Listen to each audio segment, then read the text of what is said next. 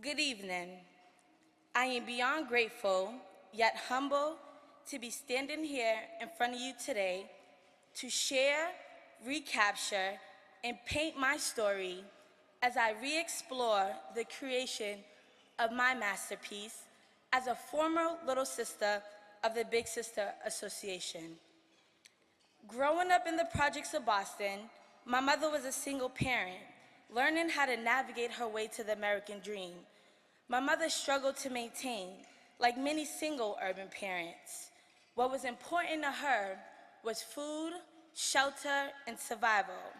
So she did her best to raise my brother and I so we wouldn't fall victim to the streets. She understood because of her circumstances and situation that she alone could not provide us with the resources and opportunities that we needed. So she reached out to the Department of Social Services, who then connected us with the Big Sister Association. As I shared in the video, I was 9 years old and nervous the day my big sister and I would match. She was white, I was black. Her name, Maya Milinkovich, sounded like a witch spell from the Disney Channel. We had so many cultural differences. I knew at 9 I was socially constructed because a lot of my perceptions on white people came from watching television shows like Feed the Children on BET. All I could think about is, I didn't want someone to save me. I wanted a friend, someone I could relate to, someone that was going to believe in me. As we bridged the gap, Maya was just normal. She was nothing I expected. She liked dance, I liked dance. She loved hip-hop music, I loved hip-hop music. She was impatient in malls, I never had any patience in malls. We just had a lot of things in common. Even when it came to principles and perspective, she always mixed the old school with the new school.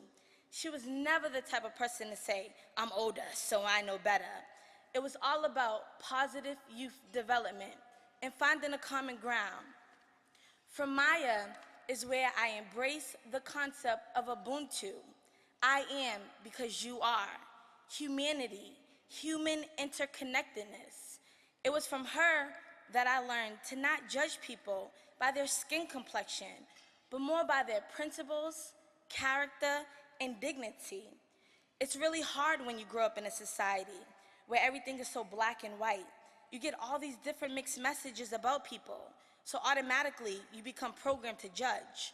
But I learned from my big sister, through all the confusions and illusions, the common denominator remains the same within people. We're human, despite our differences. We're one and the same, and we should celebrate those differences. 2 years ago, before I graduated from Wheelock College, I didn't have the money to go back to school. I was short $5,000, and I remember painfully crying to Maya. It wasn't fair that I didn't have the money to go back. Her simple reply of, "It's okay, Lianne, I'll co-sign your loan," provoked the most overwhelming feeling of affirmation in my life. She affirmed that my aspiration for college was not merely a choice, but a task my heart so eagerly needed to complete. I knew it was more than just signing my loans. I knew this implied that she trusted my judgment. She was inspired by my dreams and ready to join me on my quest towards self-accomplishment. This didn't mean she paid for my college. This meant she signed her name on a paper that could merit me my dreams. With that being said, my wish for Big Sister over the next 60 years is that it keeps growing and producing big sisters from all different backgrounds and socioeconomic classes.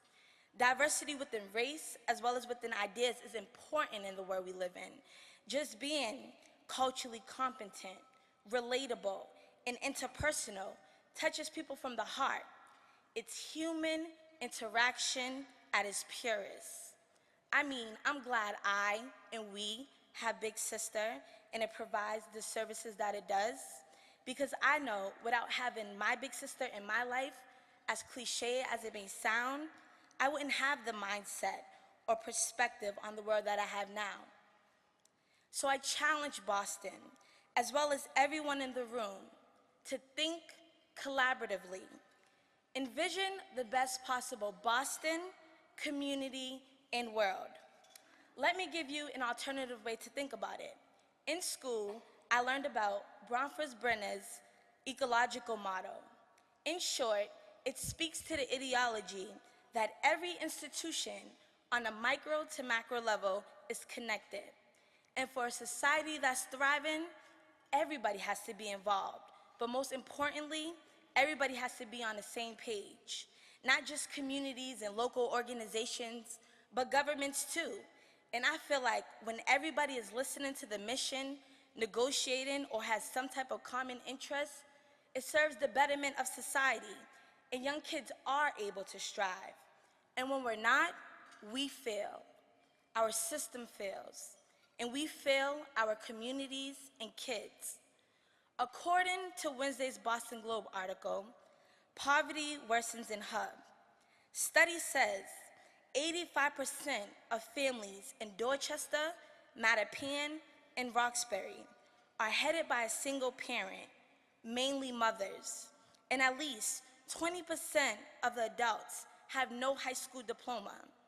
These are the broken communities I live within, and every day when I walk through my community, I see the impact and reflection of those statistics.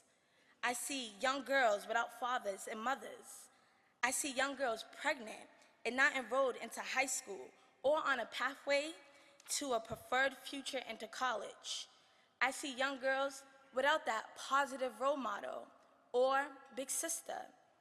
So, if you believe in girls, B-I-G, and that every girl is a masterpiece, you're not just believing in an organization, you're believing in a better individual, community, society, and world as a whole.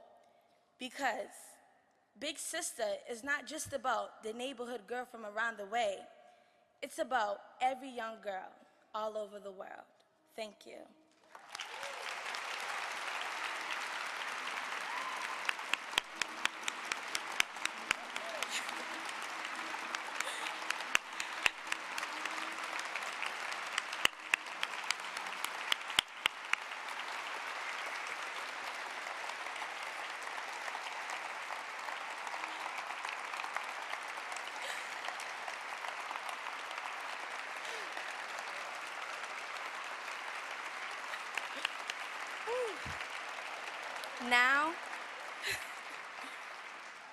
Now I want to take a moment to introduce the person that believed in me, Maya Giles. She's over there.